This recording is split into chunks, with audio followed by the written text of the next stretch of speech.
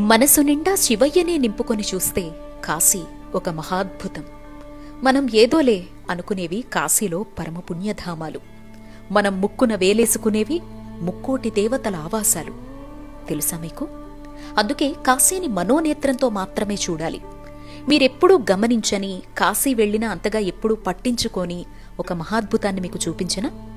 ఈ పారే చిన్న ప్రవాహం ఏంటో తెలుసా? ఏదో బురద నీరు పైనుంచి కొట్టుకొస్తుందనో, ఎవరో స్నానం చేస్తోంటే ప్రవాహం గంగమ్మలో కలుస్తోంది అనేలా కనిపిస్తోంది కదూ. అదే విచిత్రం, చెబితే ఆశ్చర్యం. చిన్న ప్రవాహం ఏంటో తెలుసా? ఈ భువన భాండాల్ని పాలించే ఆర్తత్రాణ పరాయణుడు సాక్షాత్ శ్రీ మహావిష్ణువు స్వేదం అంటే చెమట ఇక్కడ ఒక చిన్న ప్రవాహంగా మనకు కనిపిస్తోంది. మణికర్ణిక దగ్గరున్న విష్ణుకుండం నుంచి వచ్చి గంగమ్మలో కలుస్తోంది. మణికర్ణికలో మనం దర్శించాల్సిన మరో ప్రదేశం విష్ణుకుండం. సాక్షాత్ శ్రీ మహావిష్ణువు తన సుదర్శనంతో ఇక్కడ నీటి కుంటను తవ్వాట. ఆ క్రమంలో తన స్వేదమే ప్రవాహంగా మారిందిట. సతీదేవి చెవి పోగులు మణికర్ణిక అంటే చెవి ఆభరణం పడ్డటువంటి ప్రదేశం ఇది.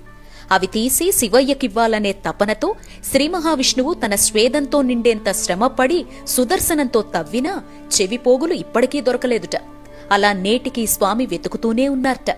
ఆ స్వేదమే ప్రవాహంగా మారి గంగమ్మలో కలుస్తోంది. ఆ కుండమే విష్ణుకుండం. కనుక మణికర్ణిక స్నానం తర్వాత ఈ కుండాన్ని దర్శించిన, ఆ స్వేదాన్ని తాకిన మన జన్మ ధన్యమే. జై కాశీ, దివ్యకాశీ, భవ్యకాశీ.